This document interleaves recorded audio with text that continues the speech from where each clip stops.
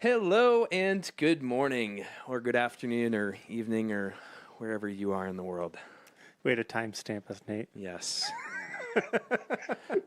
I always love to begin these in the most Yes, you awkward, fun ways. Just make life interesting. You do not disappoint. My name is Nate Anderson, and I'm here once again on another lovely Tuesday with my friend Daniel Larson. Hey, what's up, friends? And thank you all for joining in. We're really excited to do these, every Tuesday. We missed last Tuesday, but We did. promise it's never going to happen again.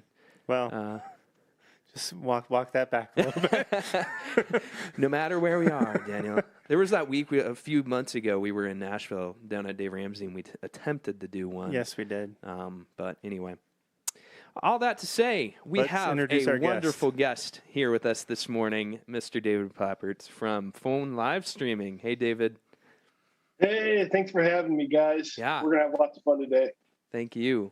So, David, we love to just bring people on every week and share a little bit about their story and share a little bit about what they do and why they do it and the heart behind why they do. And so we just really love to have interesting people on and share their interesting stories. And, you and I connected a while ago, I want to say right when kind of COVID was really in the big swing of things.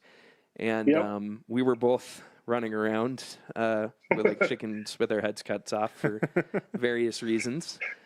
But you were developing phone live streaming, which has grown, significantly, I think, since we even last talked. But I'd love it if you can just kind of spend some time, maybe introduce yourself, tell me a little bit about who you are, and tell me a little bit about what phone live streaming is. Yeah, thanks, Nate. Thanks, Daniel. Nice to get to hang out with you guys. So my name's David, and I am the accidental founder of Phone Live Streaming. So Phone Live Streaming was a piece of software that I originally built just for my local church. So I'm in rural Illinois, and about a third of our church is rural, about a third of our church is elderly, and this really didn't click until the pandemic hit. So pretty much overnight, I wrote the first version of Phone Live Streaming to help reach these people using the telephone. The big key for me as the tech director of a small local church is anything that's got electricity, I kind of oversaw, right? So lights, sound, video, projection, like you just go down the list, right? And so the big key for me is I couldn't have something else on my plate to monitor, let people in, let people out, mute, manage. I just couldn't have that. And so that's kind of where Phone Live Streaming came from. It connects right into, a church's live stream or government's live stream, feeds a dedicated phone system, and the tech person, me, didn't have to really manage or monitor, the 18th thing on my plate for a Sunday morning. So, yeah. That's cool. What's one more thing? Tell you what, I think that's the mark of a real church IT person. Right. If you don't have 8 things on your plate. Yeah. I've heard that story a lot. No, absolutely. So you said accidental founder. Can you expand on that a little bit? I think that would be so interesting.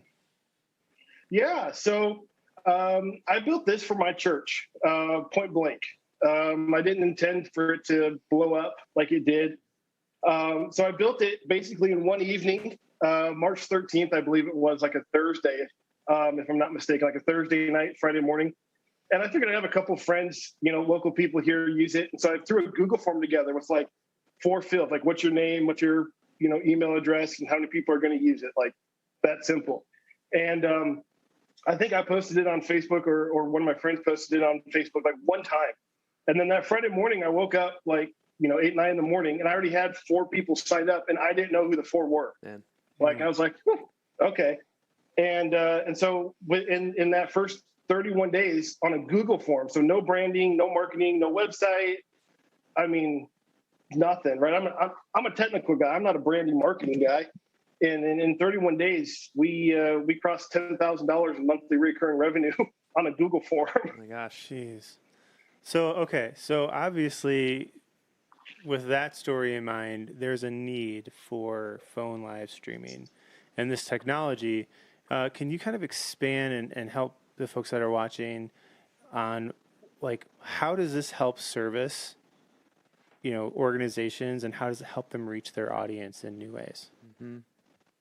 For sure. Yeah. So this is all new to me too. So I'm riding the wave with everybody else. But after doing some research, it looks like over 17% of Americans in the United States don't have access to any form of broadband. So that's just shy of 20%. So you think like 1 in 6, 1 in 7 Americans do not have access to broadband in their house.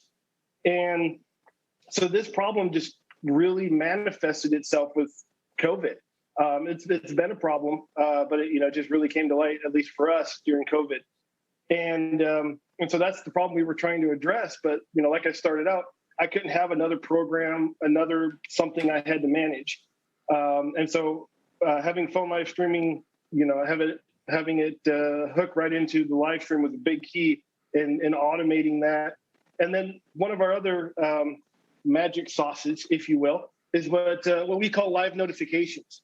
So instead of having somebody dial in, they got to dial in at the right time and dial in the right phone number and have the right access code to get in and all this kind of stuff, I was like, hey, why can't we just call them, right? So we maintain a subscriber list for that church or for that government of who they want to reach. And so whenever that live stream starts, again, broadcaster doesn't even have to manage it. Phones just start ringing, and all the people that want to receive that content are right there. Hey, this is XYZ Church. Hey, this is City Council of XYZ, and we're live. Yeah. Wow, that's incredible. David, I'd love to hear a little bit. Maybe just take a step back for a second. We talked about the accidental inventor.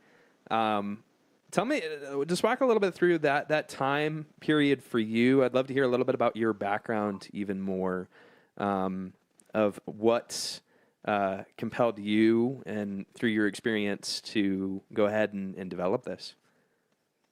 Yeah, so I've been in the streaming world for 15-ish years. I ran a little streaming company for a couple of years.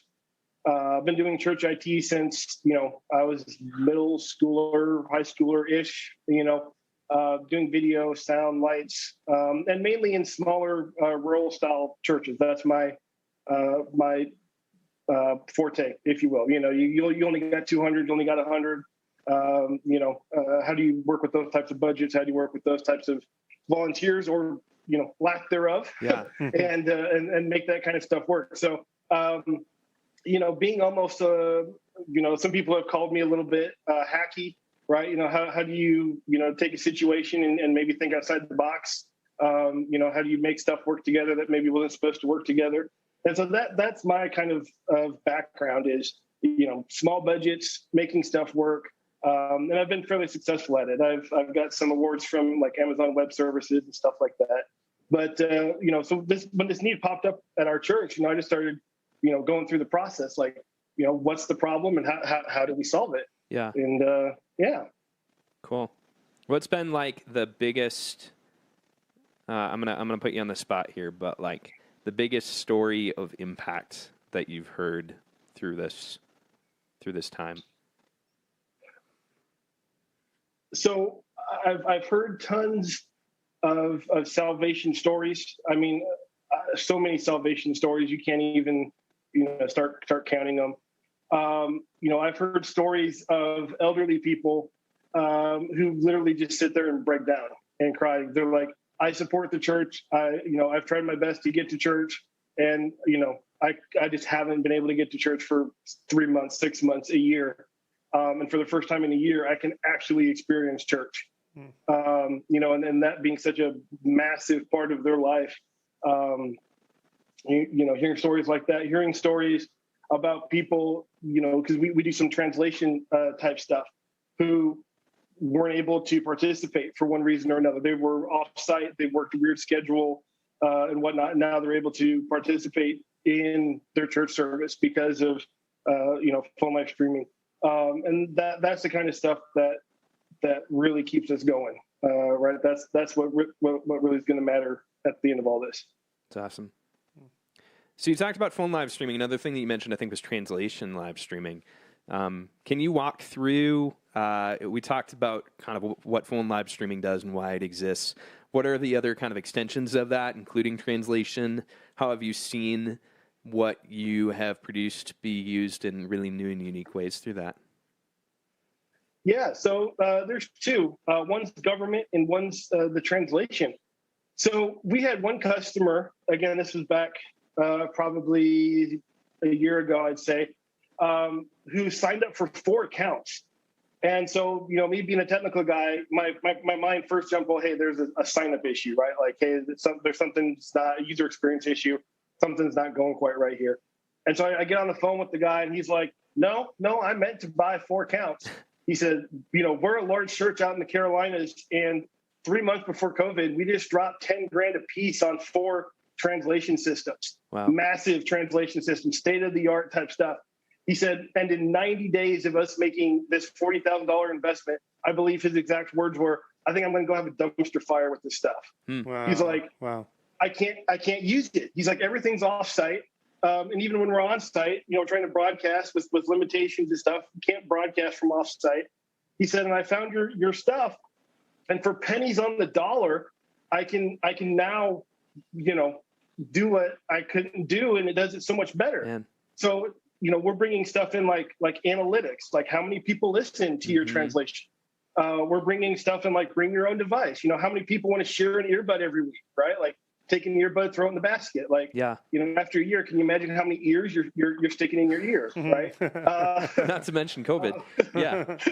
Yeah, right. Yeah. How many people sneezed on this thing? Right.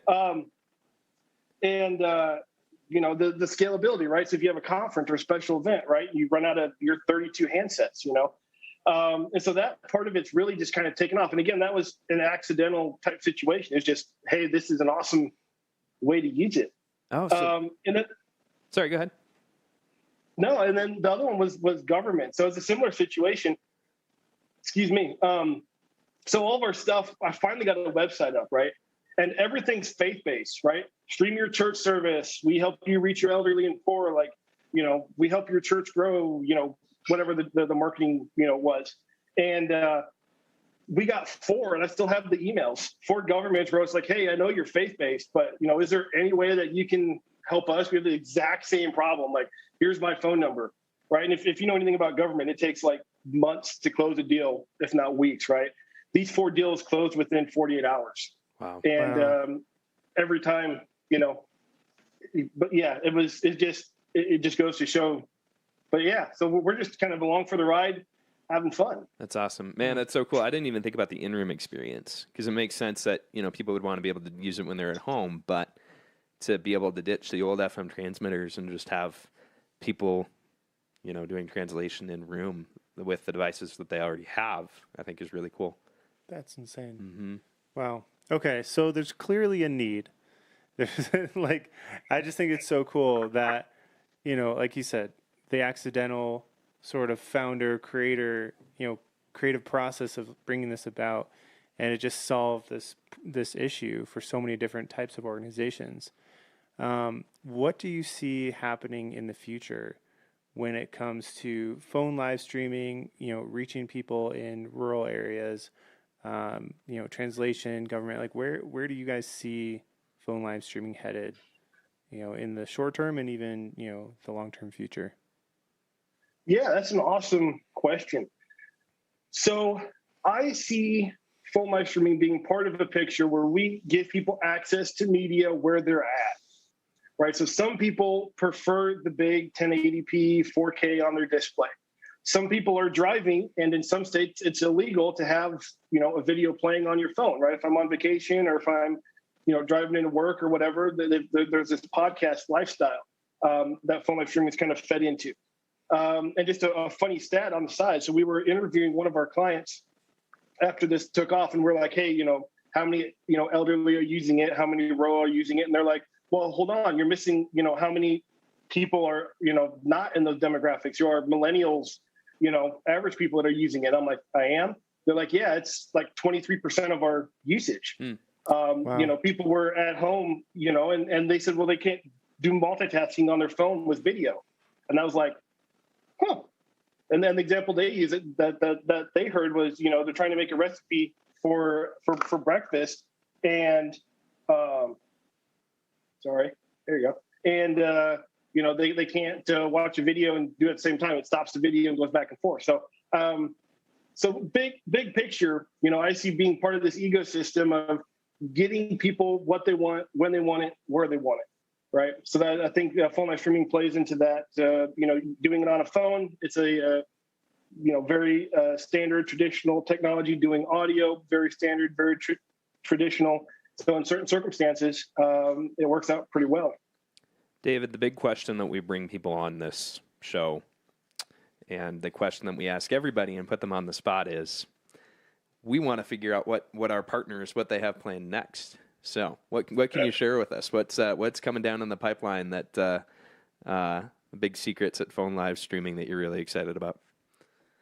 Yeah. So government is huge. Carasoft is a big partner that we just announced. That's hot off the press. We have some work with live in browser streaming that's in beta. So specifically for like the translation customers is where the request came from. If they're not in the US or Canada, they can pull up an audio only live stream. We're working with, and I guess this would be breaking news here if you want to like a breaking news headline. So we are working with Diligent to help in the boardroom. So make sure everyone's connected from a boardroom style. And one of the features that's really key for them is transcription. Yeah. And so we've in the church market, there's some transcription stuff, and we have some people in beta on the church market, but also in the boardroom. So we're excited. We're excited about helping them too. It's awesome. That's insane. Wow. All right, we can just end now. Yes, we got our information. We're good. Thanks, David. Have a good